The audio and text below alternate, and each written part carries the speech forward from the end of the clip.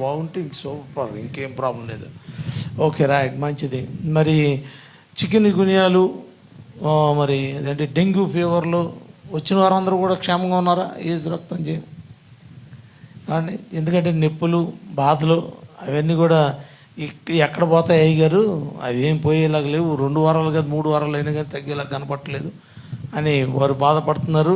కానీ దేవుడు వారికి సంపూర్ణ స్వస్థత ఇచ్చును గాక. సంఘం అంతా కూడా గట్టిగా ఒక్కసారి ఆమేన్ అని పలుకుదామా? ఎందుకంటే ఆమేన్ అంటే అవునుగాక అంటే ఏంటి? వారి నొప్పులన్నీ కూడా పోవునుగాక అని అనమాట. కాబట్టి ఏంటంటే మరి వారి నొప్పులు ఇప్పుడు యేసయ్య నామములో తీసేస్తున్నాడు అన్నమాట. మంచిది. మరి దేవుని యొక్క వాక్య భాగంలోనికి వెళ్దాం. యోహాను సువార్త 15వ అధ్యాయం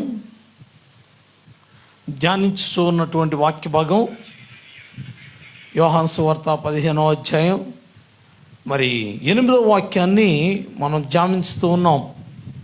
ఎవరిని గుర్తుందండి? మీరు బహుగా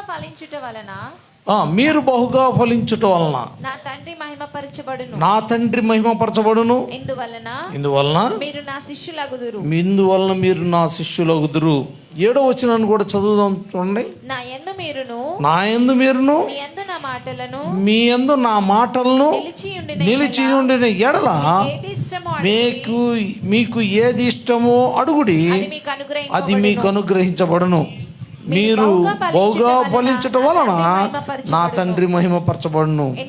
ఇందువలన మీరు నా శిష్యులగుదురు. మరి అందరూ కూడా తలలోంచి కళ్ళు మూసుకున్నట్లే చిన్న ప్రార్థన చేసుకుని వాక్యం ధ్యానించుకుందాం. సర్వకృపానిధియును సర్వోన్నతుడు మా తండ్రి, ప్రేమగల రాజా, నీకు వందనాలు. ఈ సమయంలో నీ సన్నిధిలో అయా మేము నీ నామమును బట్టి కూడి ఉండగా మమ్మల్ని అందరినీ, ప్రతి ఒక్కరిని కూడా జ్ఞాపకం చేసుకోండి. మా యొక్క జీవితాల్లో నువ్వు ఎన్నో చేస్తూ వచ్చావు. ఇదిగో నీ వాక్యాన్ని వింటూ ఉన్నాం. ఒక్కసారి మమ్మల్ని జ్ఞాపకం చేసుకొని మా జీవితాలతో నువ్వు మాట్లాడితే మేము బ్రతుకుతాం. నీ మాట ఇదిగో నా నోటి నుంచి నీ బిడ్డలతో మాట్లాడమని, అపవిత్రమైన పెదవులు గల నా పెదవులను కాల్చి నాయన నీ బిడ్డలతో నీ యొక్క మాటను మాట్లాడి నీ నామానికి మహిమ తెచ్చుకోమని, సమస్త మహిమ ఘనత యావత్తు నీకే చెల్లిస్తూ యేసు దివ్యనామమున నడుచున్నాం తండ్రి, ఆమేన్. హల్లెలూయా. దేవునికి మహిమ కలుగునుగాక. కాబట్టి దేవుని చదవబడినటువంటి లేఖన భాగం గురించినటువంటి విషయంలో నేను ఆల్రెడీ మీకు చాలా మాటలు తెలియపరుస్తూ వచ్చాను. ఎందుకంటే యోహాను సువార్త 15వ అధ్యాయం చాలా మరి నేను టెక్స్ట్ చూస్తున్నట్టు కొద్దీ కూడా ఇంకా అనేకమైనటువంటి మాటలు బయటకు వస్తూ ఉన్నటువంటి స్థానాలను నేను మీతో మాట్లాడుతూ వస్తున్నాను ప్రతిరోజు కూడా. మరి ఈ యొక్క మాటల్లో చూస్తే మరి ఫలించటం వలన కలిగే ఆశీర్వాదాలు ఏమిటి అనేటువంటి విషయాన్ని నేను మీతో మాట్లాడుతూ వస్తున్నాను. దేవుని స్తోత్రం, హల్లెలూయా. అంటే ఫలించటం వలన అనేటువంటి స్థానంలో ప్రతి ఒక్కరు కూడా ఫలించాలని మనం అనుకుంటాం, మనం చూస్తాం. ఫలించడం అనేటువంటి విషయాన్ని గురించినటువంటి విషయంలో మరి అన్ని విషయాల్లోనూ కూడా ఫలించడం అనేటువంటిది మనకెంతో ఇష్టము, ఆసక్తిగా మనం కూడా ఉంటాం. కాబట్టి మరి ఫలించాలి అనేటువంటి వారుగా ఉన్నవారు మరి ఎలా ఫలించాలి ఏమిటి అనేటువంటి విషయాలని, మరి అలాగే మరి అడుగు వాటినన్నిటిని కూడా అనుగ్రహించబడుతుంది అనేటువంటి మాటని మొట్టమొదట ఫలించేటువంటి వారికి ఏంటి? అడుగు వాటిని అనుగ్రహించబడుతుంది. అడుగు వాటికి అనుగ్రహించబడుతుందంటే ఏం అడగాలి ఏమిటి అనేటువంటి విషయాన్ని కూడా నేను మీతో మాట్లాడుతూ వచ్చాను. మరి ఏం అడగాలి ఏమిటి అనేటువంటి విషయంలో మరి దేన్ని అడగాలని చెప్పాను? ఆత్మల గురించి అడగాలన్నాను, అలా దైవిక జ్ఞానాన్ని అడగాలని చెప్పాను. మూడోది ఏమిటి? నిత్య జీవము అడగాలి అని చెప్పాను. మరి అలాగే మరి అడిగినటువంటి వాటన్నిటినీ మనం పొందుకునేటువంటి వారంగా దేవుడు మనల్ని ఉంచాడు. కాబట్టి ఆ తర్వాత ఆయన ఫలించేటువంటి వారు మొట్టమొదటిగా అడిగే వాటినన్నింటినీ పొందుకుంటారు. రెండవది ఏమిటంటే తండ్రిని మహిమపరుస్తారు. ఏంటి? తండ్రిని మహింపరుస్తారు. తండ్రిని మహింపరచడం అంటే ఎలాగా తండ్రిని మహింపరుస్తారు? అన్యుల ఎదుట, అలాగే మన స్వజనుల ఎదుట, అలాగే మన ప్రజలందరి ఎదుట కూడా దేవుని నామాన్ని మహిమపరిచేవారుగా ఉంటారు అనేటువంటి విషయాన్ని తెలియపరిచాను. ఎందుకంటే ఇక్కడ దేవదేవుడు మాట్లాడుతూ, నా యందు మీ మాటలను, మీ యందు నా మాటలను నిలిచి ఉండిన ఎడల అక్కడ మాట్లాడుతూ ఉన్నాడు అన్నమాట. ఏంటంటే మీకు ఏది ఇష్టమో అది మీకు అనుగ్రహించబడుతుంది అన్నాడు. తర్వాత మీరు బహుగా ఫలించుట వలన ఏమవుతుందంటే, మొట్టమొదటిగా నా తండ్రి నామము మహిమపరచబడు. అంటే నీవు ఫలించుటాలి అని అంటే కనుక నువ్వు అడిగిందల్లా దేవుడు నీకు అనుగ్రహిస్తున్నప్పుడు ఏమవుతుందంటే, దేవుని యొక్క నామం ఏమవుతుందంటే మహిమపరచబడుతూ ఉంటుంది. అంటే దేవుడు ఇదిగో వారు ప్రార్థనాపరులైనటువంటి వారు ప్రార్థించినప్పుడు దేవుడు ఈ కార్యాలను చేస్తున్నాడు అని చెప్పి దేవుని నామం ఏమవుతుందంటే మహిమపరచబడుతూ ఉంటుంది. దేవుని స్తోత్రం, హల్లెలూయా. కాబట్టి ఆ యొక్క విషయంలోకి వచ్చేప్పటికి అనేక మంది దేవుణ్ణి మహిమపరిచేవారుగా మరి ఆయన యొక్క కార్యాలను చూసినటువంటి వారు, చేసినటువంటి వారు అనేకులు ఉన్నారు. మీకు ఆ విషయాన్ని బైబిల్ గ్రంథంలో చాలా విషయాలు మనకు తెలుసు. ఎందుకంటే ఆయన్ని మహిమపరిచేవారుగా మరి దేవుడు ఆయన్ని తన్ను మహిమపరచుకోవడానికి అనేకమైన అద్భుత కార్యాలని చేసినటువంటి వాడుగా కూడా దేవుడు ఉన్నాడు. ఎందుకంటే ఆఖరికి సూర్యచంద్రులతో సైతము కూడా దేవుడు ఒక మనుషుని మాట ద్వారా ఆపినటువంటి వాడై ఉన్నాడు. ఎందుకు ఆపాడు అని అంటే ఆయన నామాన్ని మహింపరచుకోవడానికి, ఆయన నామాన్ని మహింపరచుకోవడానికి, నా ప్రజలైనటువంటి వారి పక్షంలో నేనున్నాను అని రుజువు చేసుకోవడానికి ఆయన కార్యాలను చేసినటువంటి వాడే ఉన్నాడు. అలాగే మరి ఏలియా ప్రార్థించగా, ఇది 2 రాజుల గ్రంథం 1వ అధ్యాయంలో ఏలియా ప్రార్థించగా ఏమైంది? మొత్తం ఆకాశం నుండి అగ్ని దిగి వచ్చింది. అగ్ని దిగి వచ్చి ఆ యొక్క మొత్తం 450 మంది ఏ మాత్రం గింజుకుని ఎంత బయలా అని ఎన్ని కేకలేసినా కానీ జరగనటువంటి ఒక గొప్ప అద్భుత కార్యం ఏమైంది అంటే, ఒక్క ఏలియా ప్రార్థించగా గొప్ప కార్యం, ఆకాశం నుండి అగ్ని దిగి వచ్చి మొత్తం అన్నిటినీ కూడా మరి ఆ యొక్క మాంసాన్ని దహించడమే కాకుండా ఆ నీటిని కూడా ఆవిరైపోయింది. మొత్తం అక్కడ బలిపీఠం కట్టినటువంటి రాళ్ళు సైతం కూడా బూడిదైపోయింది. ఆ విధంగా మరి చేయబడినటువంటి స్థానం. కాబట్టి ఇప్పుడు దేవుని బిడ్డలారా జాగ్రత్తగా గమనించండి. ఎంత కారణం ఏంటంటే దేవుని నామం మహిమపరచుకోవడానికి, ఆయన నామం మహిమపరచుకోవడానికి నన్ను ఎన్నుకున్నటువంటి దేవదేవుడు ఎందుకు ఎన్నుకున్నాడు అంటే, మన ప్రజలైనటువంటి వారి మధ్యలో ఆయన యొక్క నామాన్ని నీ ద్వారా మహిమపరచబడాలి. నీ ద్వారా మహిమపరచబడాలి అంటే నువ్వు ఎలా ఉండాలి? ఆయన నామాన్ని మహిమపరిచేలాగా ఉండాలి. ఆయన నామాన్ని మహిమపరిచేలాగా ఉండాలంటే మనలో ఏముండాలి? దైవిక సంబంధమైనటువంటి రోషం ఉండాలి, ఆత్మ సంబంధమైనటువంటి పట్టుదల ఉండాలి, ఆత్మ సంబంధమైనటువంటి ప్రార్థన ఉండాలి, ఆత్మ సంబంధమైనటువంటి ఆలోచనలు కలిగినటువంటి వారంగా ఉండాలి, ఆత్మ సంబంధమైనటువంటి మరి ఉపవాస దీక్షలతో మనం ముందుకు సాగవలసినటువంటి వారమే ఉండాలి. మరి ఉన్నప్పుడే ఆయన నామాన్ని మహింపరచబడతాం. యేసుప్రభు వారు దగ్గరికి ఆయన శిష్యులు వచ్చి అడిగారు, అయ్యా మేము కూడా దెయ్యాన్ని పొమ్మని చెప్పాము, కానీ ఆ దెయ్యం వాళ్ళ నుంచి పోలేదు. నువ్వు నీ దగ్గరికి తీసుకొచ్చేప్పటికి నువ్వైతే కనుక యేసునామం నువ్వు దెయ్యమా నువ్వు పో అనగానే అదేమైంది? పోయింది. మరి ఎందుకు నువ్వు పొమ్మన్నప్పుడు ఎందుకు పోయింది, మేము పొమ్మన్నప్పుడు ఎందుకు పోలేదు అని అడిగారు. అడిగితే యేసుప్రభువు ఏం సమాధానం చెప్పారండి? ఏం సమాధానం చెప్పారు? అల్ప విశ్వాసులారా, అవునులే మనం అదేగా అందుకుని అదే వస్తుంది ముందు. మీరు ఉపవాసం ఉండి ప్రార్థించుట ద్వారానే ఆ కార్యములు మీరు చేయగలరు అని అన్నాడు.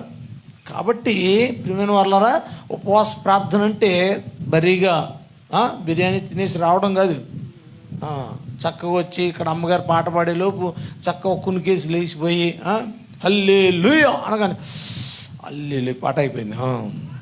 కొంచెం సేపు అమ్మగారు పాడితే బాగుండు, ఎంత బాగుంటుందో అమ్మగారు పాడుతూ ఉంటే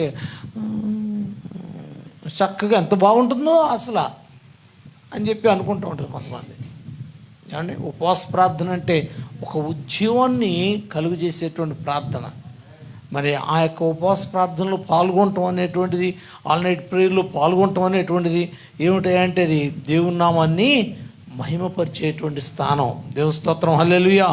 నువ్వు దేవుని సన్నిధికి వచ్చి ఉపవాసం ఉండి దేవుని సన్నిధికి వచ్చి ఆయన యొక్క సన్నిధిలో నీకు అప్పగించబడినటువంటి ఆ యొక్క అంశమును గురించి భారంతో ప్రార్థిస్తావు చూసావా, అప్పుడు దేవుని నామం మహిమపరచబడుతుంది. మామూలుగా కాదండి. ఎందుకంటే నువ్వు అప్పుడు బయటకు వెళ్ళినప్పుడు నువ్వు ఇచ్చేటువంటి సాక్ష్యం సరా, అది అవతల వాళ్ళు ఎట్టటి కఠినాత్ములైనా కానీ వారి యొక్క మనసుల్ని కదిలిస్తుంది. వాళ్ళు యొక్క మనసులో నెమ్మదిని కలుగు చేస్తుంది. మంచిది. మరి మూడవదిగా నేను ఆ యొక్క దేవుని యొక్క సన్నిధిలో నా యందు మీరును మీ యందు నా మాటలను నిలిచి ఉండిన ఎడల మీకు ఏది ఇష్టమో అది మీకు అనుగ్రహించబడుతుందని ఒకటి. రెండవదిగా ఆయన నామం మహిమపరచబడుతుందనేటువంటిది రెండవదిగా. మరి అలాగే మూడవదిగా ఏమంటున్నారంటే నాకు శిష్యులగుదురు అనేటువంటి మాట అక్కడ వాడారు. ఆయన నామం మహిమపరచబడమే కాకోకుండా ఆయన ఏమవుతాడంట, నాకు శిష్యులగుదురు. ఆయనకి శిష్యులవుదురు అనేటువంటి మాటలు చూస్తే మరి ఎలా శిష్యులు అవుతారు? ఏమండి, మనము ఆయనలో ఫలించితే గనక మనం ఆయనకి శిష్యులు అవుతాం. అంటే ఆయన యొక్క మాదిరికరమైనటువంటి జీవితంలోనికి మనం నడిపించబడితే ఆయనకి శిష్యులు అవుతాం. ఆయనకు మాదిరికరమైనటువంటి ప్రభువును పోలి ఉండేటువంటి వారముగా మనం ఉన్నట్లయితే గనక మనం ఆయనకు శిష్యులు అవుతాం. యేసు ప్రభు వారు అనేకుల్ని, అంటే శిష్యులైనటువంటి వారందరినీ కూడా చూసి మీరు నన్ను వెంబడించండి, నువ్వు నన్ను వెంబడించు అని అనగానే వాళ్ళు ఏం చేశారు అంటే యేసు ప్రభు వారిని వెంబడిస్తూ వచ్చారు. వాళ్ళ యొక్క వల్లన్నీ కూడా పక్కన పడేసినటువంటి వారు ఉన్నారు. ఒరే పేతురు, ఒరే ఆంద్రయ్య, అదేంద్రా ముసలోని నాకు వదిలేసి వెళ్ళిపోతున్నారు ఏంట్రా మీరు? ఒరే కుర్రోళ్ళరా మీరు చేపలు పడతారని నేనేదో వచ్చాను, మీరేంట్రా వదిలేసి నాకు వదిలేసి వెళ్ళిపోతున్నారు ఏంట్రా అని పేతురు ఆంద్రయ్య తండ్రి అడుగుతుంటే వీళ్ళు ఏం లెక్క చేయకోకుండా, పేతురు నువ్వు చేపలు పట్టడం కాదు, నిన్ను మనుషులు బట్టి జాలరుగా చేస్తాను రా అనగానే ఏం చేశారు, వాళ్ళన్నీ అక్కడ పడేసి ఆయన వెంబడించడం మొదలుపెట్టారు. దేవుని బిడ్డ జాగ్రత్త గమనించు. ఎందుకంటే ఆయన్ని వెంబడించేటువంటి వారుగా ఉన్నవారు మరి శిష్యులు అవుతారు. దేవుని స్తోత్రం, హల్లెలూయా. ఆయన్ని వెంబడించడం అనేటువంటి మాటలు చూస్తే గనక మరి ఆయన యొక్క అడుగు జాడల్లో నడవడం, ఓ మాటలో చెప్తే ఆయన అడుగు జాడల్లో నడవడం. మరి ఇదివరకు కాలంలో వివాహాలు చేసినప్పుడు, మరి వివాహం చేసినప్పుడు ఏం చేసేవారు అంటే భార్యాభర్తల్ని ఒక 7 అడుగులు నడిపించేవారట. ఏమైనా నడిపించారా బాబు? ఆ యొక్క ఫ్యాన్ని కొంచెం తిప్పబెట్టి పక్క తిప్పి బాగా సౌండ్ ఎక్కువ వస్తుంది, వెనక్కి తిప్పి ఆపి ఆపి ఆపి వద్దు ఆపి, అది అటు ఇటుగా ఉండిపోతాం. కొంచెం నా మాట కంటే దాని శబ్దం ఎక్కువైంది.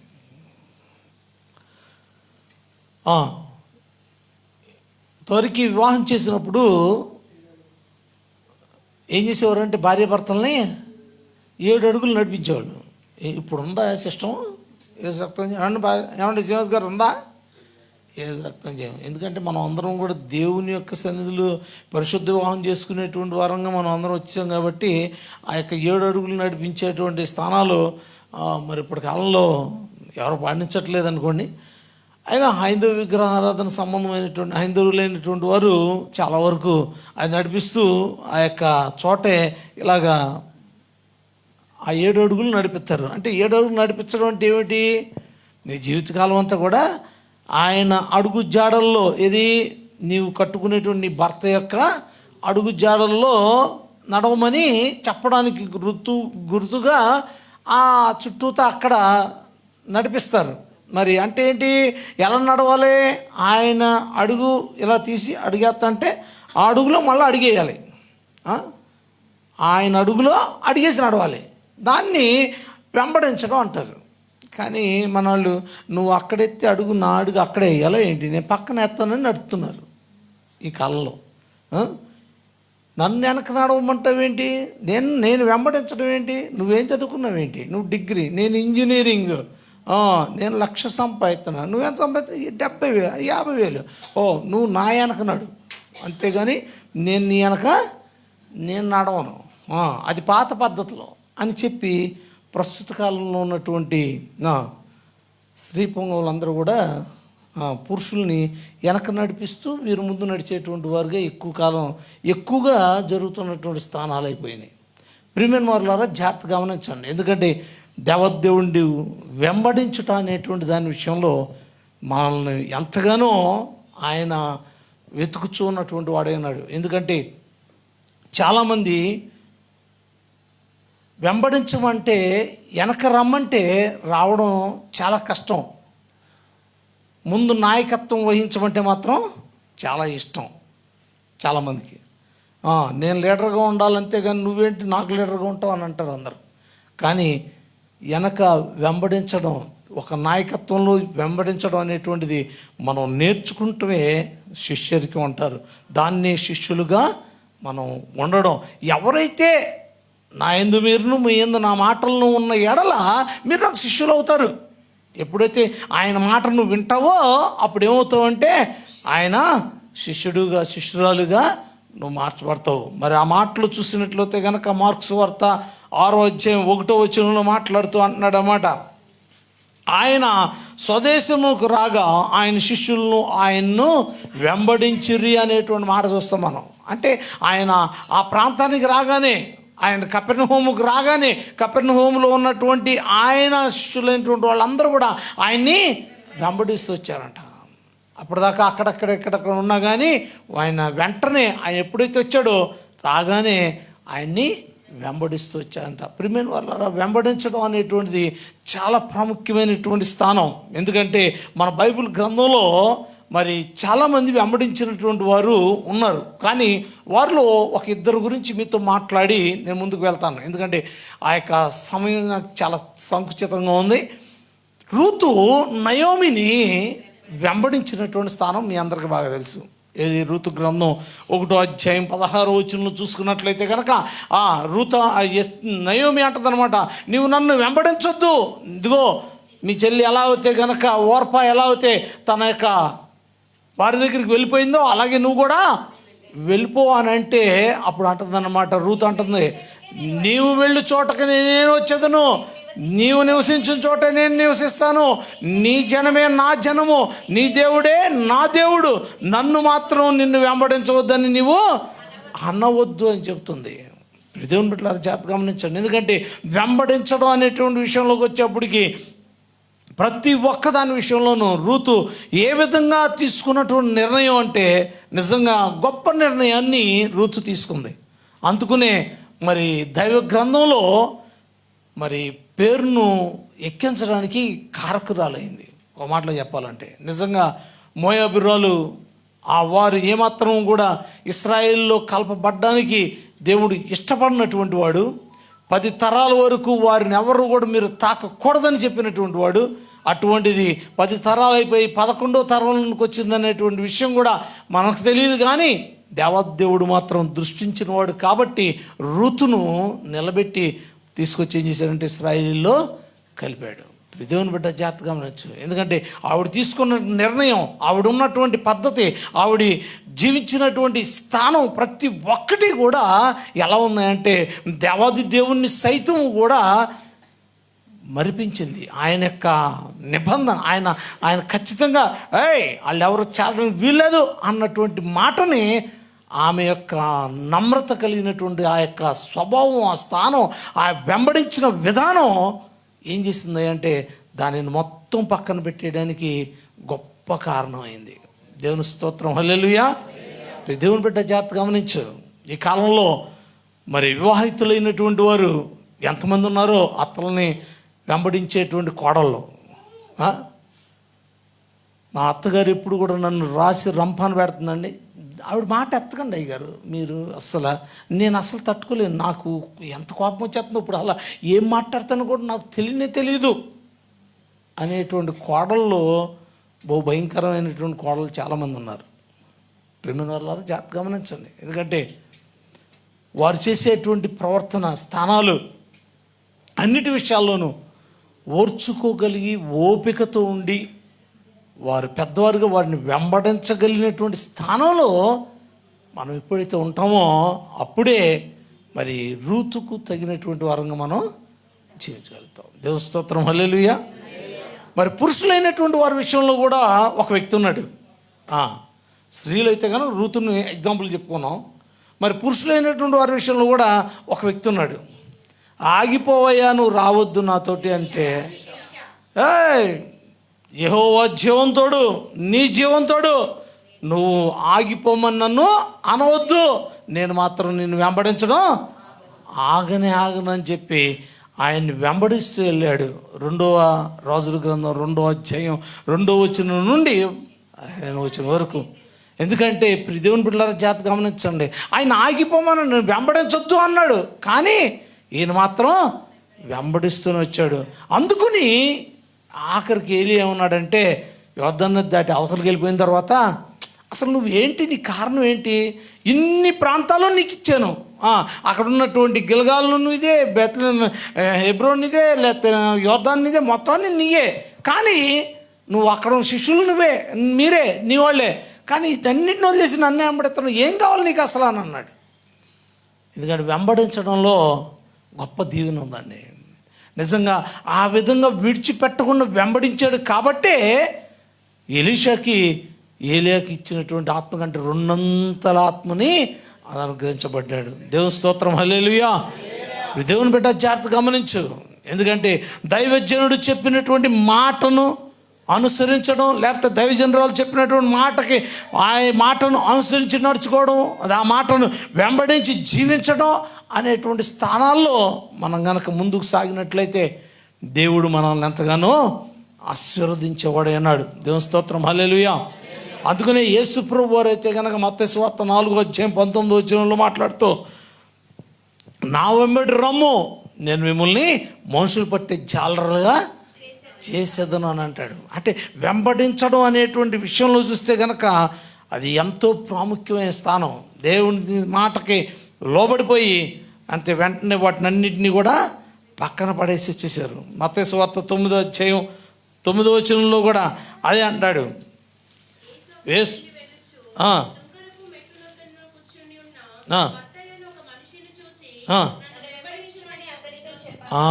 సుంకపు గుత్తదారుడైనటువంటి మత్తయి అతడు ఏం చేస్తూ ఉండేవాడు, పన్ను వసూలు చేస్తా ఉండేటువంటి వాడు. ఆయన తీసుకుని ఏం చేశాడయ్యా అంటే, నన్ను వెంబడించు అన్నాడు. వెంబడించంటే మొత్తం అంతటిని వదిలేసేసి ఆయన వెంబడించాడండి. మనం వెంబడించమంటే కనుక ఒక్కరోజు ఆల్ నైట్ ప్రేయర్కి రమ్మంటే వస్తామా? ఒక్క బుధవారం ప్రార్థన రమ్మంటే వస్తామా? అయ్యో ఎన్ని బిజీలు, ఎంత పని మాకు అసలు. అయ్యో 4 చుక్కలు వర్షం పడితే వస్తామా మందిరానికి? అబ్బే రావు, చాలా కష్టం. మీకేం తెలుసు అయ్యారు? నిజమే. ఈయనైతే కనుక రోజు చాలా సంపాదన కలిగినటువంటి వాడే, మొత్తం విడిచిపెట్టేసి నన్ను వెంబడించు అన్నాడు. ప్రియమైన వారలారా జాగ్రత్తగా గమనించండి. ఎందుకంటే వెంబడించడం అనేటువంటిది చాలా కష్టమైనటువంటి పని. ఎందుకంటే యేసు ప్రభువు వారు మాట్లాడుతూ ఆయన శిష్యులైనటువంటి వారు ఎలా ఉండాలి అంటే, ఇదిగో తన్ను తాను ఉపేక్షించుకొని నా సిలువను ఎత్తుకొని నడవమన్నాడు. మత్తయి సువార్త 16వ అధ్యాయం 24వ వచనంలో చెప్తూ అంటాడు. అలాగే మత్తయి సువార్త 16వ అధ్యాయంలో మాట్లాడుతూ 10వ అధ్యాయం 38లో మాట్లాడుతూ, ఇదిగో తన సిలువను ఎత్తుకొని నన్ను వెంబడించు వాడు నాకు పాత్రుడు అని అంటాడు. ఎందుకంటే ఆయన్ని వెంబడించే వారంగా మనం ఉండాలి అంటే కనుక, ఆయన బిడ్డలుగా మనం ఉన్నామంటే కనుక, ఆయన సిలువను ఎత్తుకొని మనము ఆయన్ని వెంబడించే వారంగా ఉండాలి. సిలువను ఎత్తుకోవడం అంటే అది చాలా సింపుల్ విషయం కాదండి. ఏదో చెక్క సిలువ తీసుకుని భుజం పెట్టుకుని వెళ్ళడం కాదు, లేకపోతే ఒక బొమ్మను పెట్టుకుని ఆ సిలువ దగ్గర కూర్చుని మాట్లాడడం అంతకంటే అనే కాదు. యేసు ప్రభువారు ఆ యొక్క సిలువ మరణానికి పొందినటువంటి ఆ భారంతో కూడినటువంటి ఆ యొక్క భారాన్ని మనం మోస్తూ అనుభవించడమే ఆ యొక్క సిలువను మోయడం. అంటే ఒక వ్యక్తి రక్షణ గురించి, ఒక వ్యక్తి పాపము నుండి విడుదల పొందడం గురించి నీవు ఎంతగా ఆయన సన్నిధిలో భారంతో కన్నీటితో నువ్వు ప్రార్థన చేస్తున్నావో ఆ భారమే సిలువ భారమై ఉంది. దేవుని స్తోత్రం, హల్లెలూయా. అందరూ మౌనంగా ఉండడానికి గల కారణం ఏంటి? అయినా మేము అలాంటి పనులు చేయలేం గారు. ఎవరి గురించో మేము ఎందుకు ప్రార్థన చేస్తాము? మా గురించి మేము ప్రార్థన చేసుకోవడానికి టైం చాలతలేదు. పొద్దునుంచి సాయంత్రం వరకు సిగ్గికి బండి మీద తిరిగి వచ్చి రాత్రి వచ్చేటప్పుడు బండి అక్క స్టాండ్ వేసి అన్నం 2 ముద్దలు తినేప్పుడు నిద్ర వచ్చేద్దాం పడుకుంటున్నాను. నేను ప్రార్థన చేయడం పాడా ఏమన్నా ఊరుకోండి చాలు. కానీ నా గురించి నేనే చేసుకోవడం కుదరట్లేదు. ఎవరికాళ్ళు అదే బిజీ. ఏమండి, ప్రేమైన వాళ్ళ జాగ్రత్త గమనించండి. ఎందుకంటే దేవుని యొక్క సిలువ భారాన్ని మనం మోస్తూ ఆయన వెంబడించడం అనేటువంటి, ఆయన మాటను వెంబడించడం అనేటువంటి విషయంలో మనం ఎటువంటి వారంగా ఉంటున్నామో మనం ఒకసారి మనం పరిశీలించుకుందాం. ఆయన మనల్ని శిష్యులుగా చూడాలని ఆయన కోరుకుంటున్నాడు. మనం శిష్యులు అయ్యామంటే కనుక మరి ఫలించే వారి యొక్క లిస్టులోనికి మనం వెళ్తాం. ఈమెన్ వారిలో జాగ్రత్త గమనించండి. ఎందుకని ఫలించాలి అని అంటే కనుక మనం శిష్యులు అయితేనే మనం ఫలించేటువంటి వారంగా ఆయన దృష్టిలో మనం కనపడతాం. ఫలించిన వారు ఏమవుతారంట? ఆయన నామాన్ని కనపరుస్తారంట. మరి రెండోది ఏమో మాట అంటున్నాడంటే, ఇగో వారు నా శిష్యులగుదురు అని అంటున్నాడు. కాబట్టి మన శిష్యులైనటువంటి వారు మొట్టమొదటి ఏం చేస్తామంటే వెంబడించేటువంటి వారంగా మనం ఉంటాం. అందుకని ఒక మాటను చదివి 19వ అధ్యాయం, మత్తయి సువార్త 19వ అధ్యాయం 27, 28 వచనాలు చూద్దాం. చూడండి.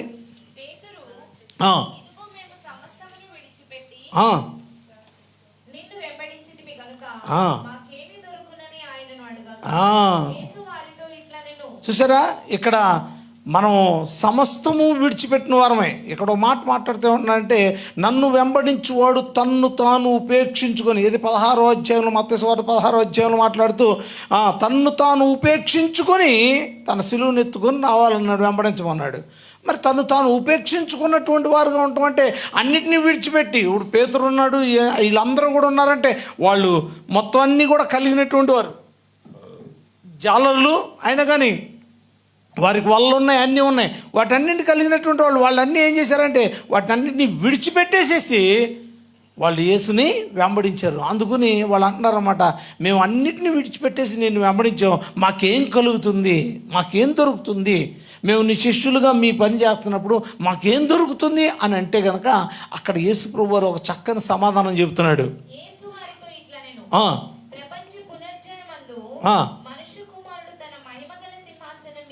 మహిమ కలిగిన సింహాసనం మీద ఆసీనుడై ఉన్నప్పుడు నన్ను వెంబడించిన వారందరూ కూడా ఏం చేస్తారంట? ఇదిగో మీరందరికీ 12 సింహాసనాలు ఆసీనులై ఉంటారంట. దేవుని స్తోత్రం, హల్లెలూయా. ఏమండి, ఆయన్ని వెంబడిస్తే అంటే ఎంత గొప్ప భాగ్యం చూడండి. ఆయనతో పాటు పునరుత్థానుడైనటువంటి ఆయనతో పాటు మనం కూడా పునరుత్థానులమై ఆయన ముందు సింహాసనం మీద మనం కూడా ఆసీనులమై ఉంటామంట. అది యేసు ప్రభు వారికి ఒక్కరికే చెప్పిన మాట కదండి. ఎవరైతే ఆయన శిష్యులు అవుతారో, ఆయన శిష్యులుగా ఉండగోరుతారో, ఎవరైతే ఫలించేటువంటి వారి లిస్టులోకి కలిగినటువంటి వారుగా ఉంటారో, ఎవరైతే ఆత్మల రక్షణ గురించినటువంటి భారం కలిగినటువంటి వారుగా జీవిస్తారో, ఎవరైతే ఆయన భారాన్ని మోస్తూ ఉన్నటువంటి వారుగా ఆయన దృష్టిలో ఉంటారో, ఎవరైతే ప్రతి ఒక్క క్రమంలోనూ పాల్గొంటూ సంఘ అభివృద్ధి నిమిత్తము భారంతో ప్రార్థించేవారుగా ఉంటారో వారిని ఆయన ఏం చెప్తాడంటే ఆయన సింహాసనం మీద కూర్చోబెడతాడంట. ఆయన ఎదురుగుండా ఉన్న సింహాసనం మీద కూర్చోబెట్టి వారికి తీర్పు తీర్చేవారుగా ఉంటామంట. దేవుని బిడ్డలారా జాగ్రత్తగా గమనించండి. అది గొప్ప ధన్యత, వెంబడించడంలో ఉన్నటువంటి గొప్ప ధన్యత. మనం వెంబడించడం అనేటువంటిది మనం ఎంతో నేర్చుకోవాలి. తనను తగ్గించుకుంటేనే వెంబడించగలుగుతాం. తగ్గించుకోలేకపోతే కనుక వెంబడించడం. ఎందుకంటే తగ్గింపు రాకపోతే ఏమొస్తుంది అంటే నా మాటే నెగ్గాలి అనేటువంటి స్వభావం వస్తుంది. నా మాటే నెగ్గాలి, నేను అత్తను కాబట్టి నా మాటే నెగ్గాలి అనే స్వభావం. లేకపోతే కనుక నేను బాగా సంపాదిస్తున్న నా మాటే నెగ్గాలి, లేదా నేను అనేటువంటి మాటలో నా మాటే నెగ్గాలి అనేటువంటి స్థానం వచ్చిందో అప్పుడు నువ్వు వెంబడించలేవు. వెంబడించకపోతే దేవుని యొక్క ఆశీర్వాదం పొందలేవు, దేవుని యొక్క ఫలాల్ని నీవు అనుభవించలేవు, ఫలించేటువంటి వ్యక్తిగా నీవు ఉండలేవు. దేవుని స్తోత్రం, హల్లెలూయా. మరి రెండోది, ఆయన దగ్గర నేర్చుకునేవారుగా ఉండాలి. ఏంటంటే నేర్చుకునేవారుగా ఉండాలి. ఆయన దగ్గర ఎలా ఉండాలంట? శిష్యులైనటువంటి వారు మొట్టమొదట వెంబడిస్తారు. రెండోది ఏంటంటే ఆయన దగ్గర నేర్చుకుంటారు. ఏమి నేర్చుకుంటారండి? ఆయన్ని వెంబడిస్తూ ఏమి నేర్చుకుంటారు? ఒక టీచరు పాఠం చెబుతుంది అనుకోండి, విన్నటువంటి పిల్లలు ఇంటికి వచ్చిన తర్వాత ఏం చేస్తారు? నేను టీచర్ని అని చెప్పి యాక్ట్ చేస్తారు లేదా? నేను టీచర్ని, ఇదిగో నువ్వు కూర్చో. నిన్న మా మనవరాలు చెప్తుందన్నమాట, 2 బాటిల్స్ పెట్టి, ఇదిగో నేను చెప్తాను మీరు చెప్పండి, నేను టీచర్ని, మీరు పిల్లలు ఏ బి చెప్పు, ఏ బి. తనే చెప్తుంది, ఆ బాటిల్స్ కూర్చోబెట్టింది, ఏమీ లేదు. మళ్ళీ పిల్లలు కూడా కాదు, అంటే అక్కడ చూసి వాళ్ళు మాదిరిగా ఉండాలని వారు కోరుకుంటూ ఉంటారు. అలాగే ఒక్కొక్కసారి ఇంట్లో ఆ మమ్మీ డాడీని కూడా పిల్లల్ని చేసేసి మీరు కూర్చోండి నేను పాఠం చెప్తానని వీళ్ళు పాఠం చెప్తారు టీచర్స్ లాగా. కొన్ని సమయాల్లో నవ్వుకుంటాం మనం చాలా సమయాల్లో. ఎందుకంటే వారు ఆ విధంగా యాక్ట్ చేయాలని, అంటే ఆ యొక్క శిష్యరికంలో కలిగినటువంటి స్థానాలు ఏంటంటే నేర్చుకునేటువంటి వారుగా ఉంటారు ప్రతి ఒక్కరు కూడా. మరి మత్తయి సువార్త 11:29 మాట్లాడుతూ ఏమంటున్నాడంటే, నేను సాత్వికుడును దీన మనసు గలవాడును గనుక నా కాడి ఎత్తుకొని నా యొద్ద నేర్చుకోండి, అప్పుడు మీ ప్రాణములకు విశ్రాంతి కలుగును. దేవుని స్తోత్రం, హల్లెలూయా. మీ ప్రాణాలకి విశ్రాంతి లేకపోతే కనుక దేవదేవుడు ఏం చేస్తున్నాడంటే ఈ మాటలో ఏమంటున్నాడు? నేను సాత్వికుడును దీన మనసు గలవాడిని, కాబట్టి మీరు నా దగ్గర నేర్చుకోండి. ఏం నేర్చుకోవాలి? సాత్వికాన్ని, దీన మనస్సును కనుక నువ్వు నేర్చుకుంటే కనుక నీ ప్రాణానికి ఏముంటుంది? నెమ్మది ఉంటుంది, విశ్రాంతి ఉంటుంది. కొంతమందికి అస్సలు ప్రాణానికి నెమ్మది లేదండి, ప్రాణం అస్సలు నెమ్మది లేదండి అని అంటూ ఉంటారు. ఎందుకు నెమ్మది లేకుండా పోయిందంటే వీళ్ళు దేన్ని విడిచిపెట్టేశారు అంటే సాత్వికాన్ని విడిచిపెట్టేశారు, దీన మనస్సుని విడిచిపెట్టేశారు. అందువలన ఈ 2 విడిచిపెట్టేయడం వలన వారికి ఏం పోయింది అంటే వాళ్ళు విశ్రాంతి పోయింది. సంపాదన తెగ సంపాదించేసి ఆఖరికి విశ్రాంతి లేకోకుండా అశ్రాంతిలోనికి వెళ్ళిపోతున్నారు అందరూ కూడా. దేవుని బిడ్డ జాగ్రత్త గమనించు. ఎందుకంటే దేవదేవుడు నిన్ను మొట్టమొదటిగా ఆయన శిష్యురాలుగా చేర్చుకోవడానికి ఆయన ఇష్టపడేది ఏమిటి అంటే ఆయన మాటను వెంబడించడాన్ని ఆయన ఇష్టపడుతున్నాడు. రెండోది మాట చూసినట్లయితే కనుక ఆయన దగ్గరకు వచ్చి నేర్చుకోవడం అనే దాన్ని ఇష్టపడుతున్నాడు. మనం నేర్చుకోవడం దానికంటే నేర్పడం బాగా ఇష్టపడతాం. ఏమంతేనా కదా? నేర్పడానికి ఇష్టపడతాం కానీ నేర్చుకోవడానికి ఇష్టపడతామా? ఏదైనా పని చేస్తుంటే అలా కాదురా ఇలా చేయరా అంటే నువ్వన్నీ పాత మోడల్ చెప్పకు. ఇప్పుడు కొత్త ట్రెండు, కొత్త మోడల్, ఇప్పుడు హైటెక్ మాదంతా కూడా ఇలా చేసేస్తే అయిపోతుంది, తొందరగా అయిపోద్ది. అంతేగాని నువ్వు చెప్పినట్టుగా ఇలా ఇలా ఇలా ఇలా అంట కూర్చుంటే అది అవ్వదు అని చెప్పి తండ్రికి సైతం ఎదురు చెప్పే కొడుకులు తయారైపోయారు ఇప్పుడు. ఎందుకంటే ఆ యొక్క నేర్చుకునేటువంటి వాడు ఆ చెప్పేటువంటి మాటను మొత్తం అంతా కూడా ఇని ఓపికతోటి అర్థం చేసుకునేటువంటి స్థానాలు ఇప్పుడు కళ్ళకు కనపట్టలేదు.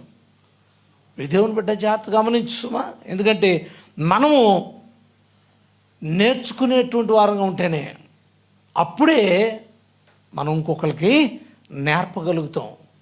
అంతేగాని మనం నేర్చుకోకపోతే కనుక ఎవరికి మనం నేర్పలేం. మా నాన్నగారు అందుకునే నన్ను చాలా కష్టపెట్టారు.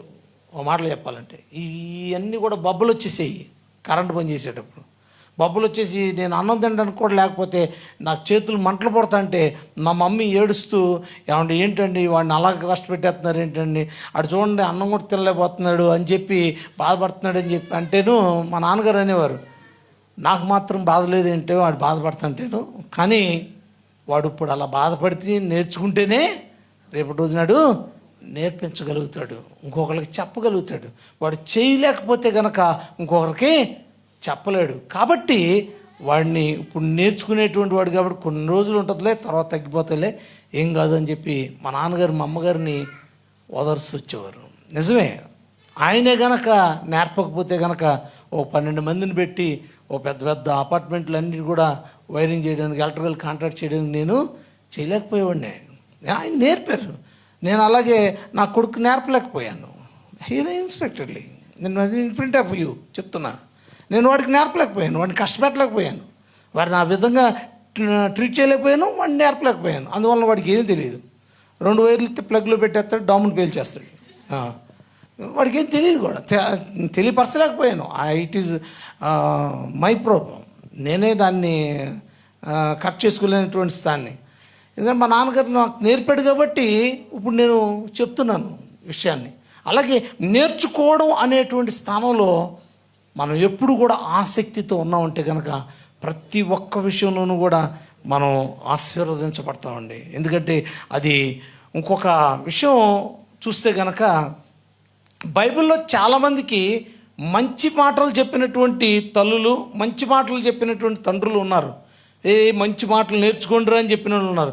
కొంతమంది ఒక తల్లి ఉందండి, ఆ తల్లి అయితే ఆ కొడుక్కి చెడ్డ మాటలు చెప్పి ఒక భయంకరమైనటువంటి దౌర్భాగ్యునిగా, మరి దుష్టుడిగా తయారు చేసినటువంటి ఒక తల్లి ఉంది బైబిల్ గ్రంథంలోనే. 2వ దినవృత్తాంత గ్రంథంలో ఆ తల్లి గురించి ప్రత్యేకంగా రాయించి ఉంచాడు. ఎందుకని అంటే నేర్పెను అనేటువంటి మాట అక్కడ క్లియర్గా చూస్తారన్నమాట. దుష్టత్వమును అతనికి నేర్పెను. ఎవరు నేర్పిందయ్యా అని చూస్తే అహాజు యొక్క తల్లి అతల్య. మీకు కావాలంటే 2వ దినవృత్తాంత గ్రంథం మీరు వెళ్ళి 22వ అధ్యాయం మొత్తం చదువుకోండి. అక్కడ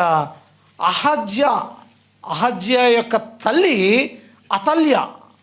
ఆ అతల్య అనేటువంటి ఆమె అతనికి ఏమి నేర్పిందయ్యా అంటే దుష్టత్వాన్ని అతనికి నేర్పినట్లుగా మనం చూస్తాం. అతడు ఒక దుర్మార్గముగా తయారైనటువంటి మాటలను కూడా మనం అక్కడ చూస్తాం.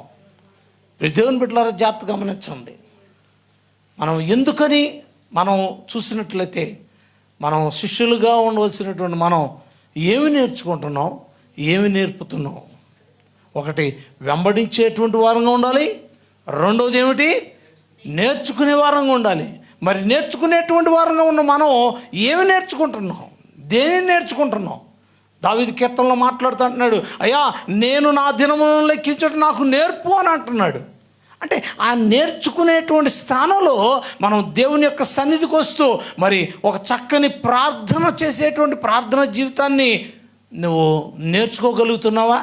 లేకపోతే ఒక చక్కగా దేవుని సన్నిధిలో ఒక క్రమంగా కూర్చుని క్రమంగా దేవుని యొక్క మాటలను వింటూ దేవుని యొక్క సన్నిధిలో ఏ విధంగా మనం జీవించాలో ఆ విధంగా దేవుని యొక్క బిడ్డలుగా జీవించడంలో, ఫలించడంలో మరి ఏ విధమైనటువంటి పాత్ర వహించాలో దాన్ని మనం నేర్చుకునే వారంగా మనం ఉంటున్నామా? ఎందుకంటే చాలామంది చాలా జీవితాల్లో నేర్చుకోకపోవడం వలన, చిన్న మాట చెప్తానండి, స్త్రీలు ఏంటుంటారు, ఏం కోపడద్దు నన్ను. ఇప్పుడు పెళ్ళైన తర్వాత అత్తారింటికి వచ్చిన తర్వాత అత్తగారు చికెన్ కూర వండమంది అనుకోండి, ఏసు రక్తం చెయ్యం, వెంటనే YouTube, hello chicken curry, how to prepare chicken curry, ఏమండి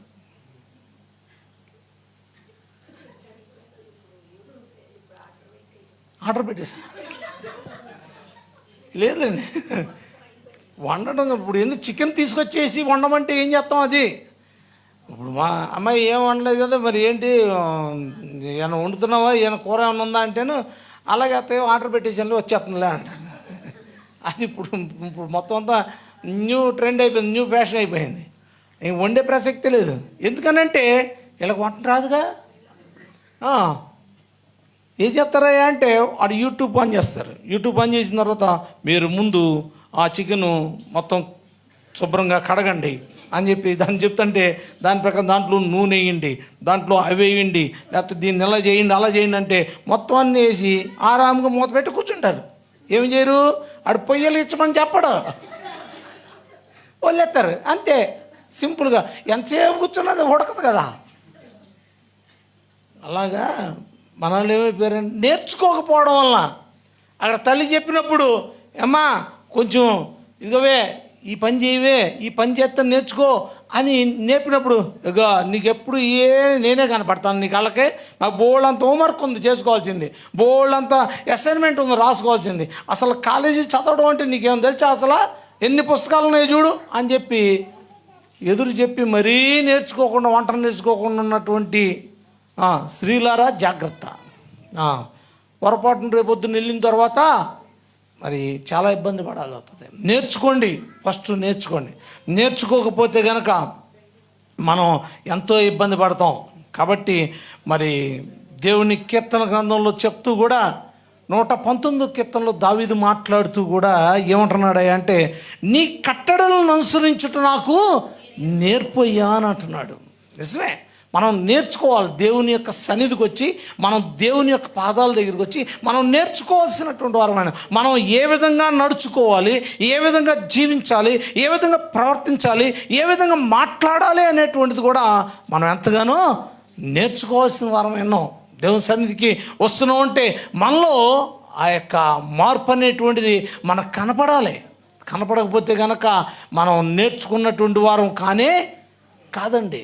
ఎందుకంటే స్కూల్కి పిల్లలు వెళ్తున్నారు, వెళ్ళిన తర్వాత వాళ్ళు ఇంటికి వచ్చిన తర్వాత వాళ్ళు ప్రశ్న అడిగినప్పుడు సమాధానం చెప్పట్లేదు అనుకోండి, అప్పుడు ఏమనుకుంటున్నాం మనం, నువ్వు స్కూల్లో ఏం నేర్చుకుంటున్నావురా అని అడుగుతాం. ఏమన్నా అడుగుతారా? స్కూల్లో ఏం నేర్చుకుంటున్నావు అంటారు. మరి అలాంటప్పుడు మన దేవుని సన్నిధికి వస్తున్నటువంటి మనం నేర్చుకోవాలా వద్దా? ఎవరు మాట్లాడట్లేదు. ఏసు రక్తం చేయం అంటే మీ పిల్లలు వచ్చారని నాలుగు చూసుకుంటున్నారా మీరు? నేనేం వదిలిపెట్టను మిమ్మల్ని.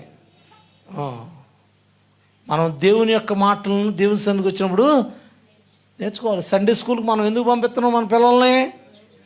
వాళ్ళు దేవుని యొక్క వాక్యాన్ని నేర్చుకుంటారని, వాళ్ళు కంఠస్థం బట్టి మనం నేర్చుకుంటారని. ప్రతి ఒక్కరూ దేవుని సన్నిధిలో ఉన్నప్పుడు, దేవుని సన్నిధిలో కూర్చున్నప్పుడు, దేవుని సన్నిధిలో మనం వాక్యం వింటున్నప్పుడు ఎలా ఉండాలి, ఎలా కూర్చోవాలి, ఎలా నడుచుకోవాలి, దేవుని మందిరంకి వచ్చినప్పుడు ఎలా ఉండాలి. అందుకనే ప్రసంగి రాస్తూ ఏమంటున్నాడు, 5వ అధ్యాయం 1వ వచనం ప్రకారం నీవు దేవుని మందిరంకి వెళ్ళినప్పుడు నీ ప్రవర్తనను జాగ్రత్తగా చూసుకో. ఆ జాగ్రత్తగా చూసుకోవడం ఎలాగో నేర్చుకో. ప్రతి ఒక్కటి కూడా దేవుని యొక్క వాక్యం స్పష్టంగా చెప్తుందండి. ఎందుకంటే మనం శిష్యులు అయ్యామంటే కనుక, శిష్యులుగా రావాలంటే కనుక, శిష్యులుగా ఉండాలంటే, ఆయన ఫలభరితమైనటువంటి స్థానంలో మనం నిలబడాలి అంటే కనుక మనం దేవుని యొక్క వాక్యాన్ని మొట్టమొదటిగా మనం నేర్చుకోవాలి, తెలుసుకోవాలి, వెంబడించాలి. దేవుని యొక్క వాక్యానుసారంగా మనం వెంబడించాలి, నేర్చుకోవాలి. నేర్చుకోవడం అనేటువంటిది చాలా ప్రాముఖ్యమైనది. మూడవదిగా సమస్తమును త్యజించే వారంగా ఉండాలి. శిష్యులు అయినటువంటి వాళ్ళు ఏం చేస్తారు? మొట్టమొదటిగా వెంబడిస్తారు. రెండోది ఏం చేస్తారు? నేర్చుకుంటారు. మూడోది ఏం చేస్తారు అంటే ప్రతి ఒక్కదాన్ని సమస్తమును నష్టముగా ఎంచుకుంటారు. లేకపోతే కనుక ప్రతి ఒక్కదాన్ని త్యాగం చేసినటువంటి వారు ఉంటారు. అంటే త్యజించడం అంటే త్యాగం చేయడం. ప్రియమైన వారు జాగ్రత్త గమనించండి. దేవుని శిష్యులైనటువంటి వారు వారికి ఉన్నటువంటి ప్రతి ఒక్కదాన్ని కూడా త్యాగం చేసినటువంటి వారు చాలామంది ఉన్నారు. ఎందుకంటే ఆ త్యాగం చేయడంలో మరి ఆయన దగ్గర రావడంలో లూకాసు వార్త 14:26 వచనంలో రాయబడినట్లుగా నా యొద్దకు వచ్చి తన తండ్రినైనా కానీ, తల్లినైనా కానీ, లేకపోతే భార్యనైనా కానీ, ఎవరినైనా కానీ విడిచిపెడితే కనుక తన ప్రాణమును సైతము కూడా అక్కడ ద్వేషించిన వాడే నాకు పాత్రుడు అని రాయబడి ఉంటుంది. ఏమండి? ఎవరు పాత్రుడంట? తన ప్రాణాన్ని సైతము కూడా ద్వేషించువాడే నాకు పాత్రుడు అని రాయబడి ఉంటుంది. ఎందుకంటే దాని గురించి దేవుడు సాక్ష్యం ఇస్తున్నాడు. ప్రకటన గ్రంథం 12:11 ఏమంటాడంటే, ఇదిగో వీరందరూ నన్ను ప్రేమించి వారి ప్రాణాలను సైతం కూడా నా కోసం త్యాగం చేశారు, కాబట్టి వారు ఎంతో గొప్పవారు అని చెప్తాడు. మనందరి గురించి ఆ సాక్ష్యం ఇవ్వాలి అంటే కనుక మనం చాలామంది చాలా విషయాల్లో అదని ఇదని దేవుని మందిరానికి రావడానికి ఆగిపోయేటువంటి వాళ్ళు చాలామంది ఉన్నారు. మా అమ్మ అండి అంత బయలుదేరానండి, మా అమ్మ ఏమో ఇప్పుడేం వెళ్తావులే అని అందండి, ఆగిపోయాను. మా నాన్న అండి బయటికి వెళ్ళాడు, ఇంకా రాలేదని ఆగిపోయానండి.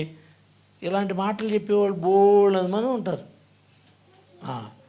ఇలాంటి సాకులన్నీ కాదు, దేవునికి విషయంలోకి వచ్చేప్పటికి నువ్వు ఆ యొక్క త్యాగంతో కూడినటువంటి స్థానాన్ని. అందుకని అపోస్తలుడైన పౌలు ఫిలిప్పీయులకు రాస్తూ 3వ అధ్యాయంలో మాట్లాడతాడు అనమాట. క్రీస్తు యేసు నిమిత్తము నేను సమస్తమును వెంటగా ఎంచుకున్నాను, నష్టంగా ఎంచుకున్నాను అని అంటాడు. అది ఆ మాటలను చూసినట్లయితే నిజంగా దేవుని కొరకు మనం ఏమి ఎంచుకుంటున్నాం, ఏమి నష్టంగా ఎంచుకుంటున్నాం? ఏదన్నా ఒక్కటన్నా దేవుని కొరకు మనం విడిచిపెట్టగలుగుతున్నామా? ఒక్క సమయాన్ని దేవుని కొరకు మనం ఎంచగలుగుతున్నామా, హెచ్చించగలుగుతున్నావా, ఇవ్వగలుగుతున్నావా? మనం ఆశీర్వాదం కావాలనుకుంటాం, కానీ దేని నిమిత్తము కూడా దేవుని నిమిత్తం మనం ఏ ఒక్కదాన్ని కూడా విడిచిపెట్టాం. మనకు మాత్రం ఆశీర్వాదం కావాలి, ఆరోగ్యం కావాలి, మనం అడిగిందల్లా దేవుడు మనకి ఇవ్వాలి. కానీ మనం మాత్రం ఏ ఒక్క సమయాన్ని కూడా దేవునికి ఇవ్వనేమో. మనం ఉన్నటువంటి సామర్థ్యాన్ని దేవుని కొరకు ఇవ్వనేమో, కానీ దేవుడు ఏం చేయాలి? మనకు అంతా కూడా ఆశీర్వాదం కావాలి. మనం ఫలించాలి, ప్రతి ఒక్క విషయంలోనూ మనం ఆశీర్వదించబడాలి. ఆశీర్వదించబడతావు. కానీ నువ్వు ఎప్పుడు ఆశీర్వదించబడతావా అంటే, నా మాటలు వెంబడించినప్పుడు నువ్వు ఆశీర్వదించబడతావు. రెండోది ఏమిటి? నేర్చుకున్నప్పుడు, నా మాటలను నేర్చుకుని నువ్వు నడుచుకున్నప్పుడు ఆశీర్వదించబడతావు. అలాగే నా కోసం నువ్వు ప్రతి ఒక్కదాన్ని కూడా త్యాగం చేయగలిగినప్పుడు నువ్వు ఆశీర్వదించబడతావు. దేవుని స్తోత్రం, హల్లెలూయా. నా యందు మీరును మీ యందు నా మాటలను నిలిచి ఉన్నాయట్లా, మరి ఆయన నీ యందు నిలుతున్నావు, నువ్వు నీ యందు ఆయన మాటలు నిలిచి ఉండాలంటే నువ్వేం చేయాలంటే ఆయన వెంబడించాలి, ఆయన మాటలను నేర్చుకోవాలి, అలాగే ఆయన కోసం సమస్తమును త్యాగం చేయాలి. దేవుని స్తోత్రం, హల్లెలూయా. మరి ఎంతమంది ఈ 3 విషయాల్లోనూ ఆయన యొక్క మాట ప్రకారం జీవించేటువంటి వారుగా, వెంబడించేవారుగా ఎంతమంది ఉన్నారో ఏమండి? ఆయన మాటను మరి వెంబడించడానికి నువ్వు ఇష్టపడుతున్నావా? ఆయన మాట ప్రకారం మరి నేర్చుకోవడానికి ఇష్టపడుతున్నావా? ఆయన మాటలు నేర్చుకోవడానికి, ఆయన కొరకు మరి 8 అయినా కానీ గబగబా పరిగెత్తుకుంటా, రాత్రి జరిగే ఆరాధనకు పరిగెత్తుకుంటా రాగలుగుతావా? నువ్వు ఒక 2 వారాలు, 1 నెల క్రమానికి నువ్వు రావడానికి ప్రయత్నం చెయ్యి. నీ జీవితంలో ఒక గొప్ప ఆశీర్వాదం చూస్తావు. ఆయన మాటకు లోబడేటువంటి స్థానంలో నువ్వు ఒక్క విషయానికి నువ్వు ఆయన మాటకు తల ఒగ్గు, నీ జీవితంలో ఒక అద్భుత కార్యం చూస్తావు. నీతో ఆయన ఉన్నాడని, నువ్వు అడిగిన ప్రతి ఒక్కటి ఆయన ఇస్తాడన్న మాటని రుజువు చేస్తుంది నీ జీవితంలో. మోకరించని ప్రార్థన చేసుకుందాం. దేవుడి కొద్ది మాటలను దీవించి ఫలింప చేయనుగాక.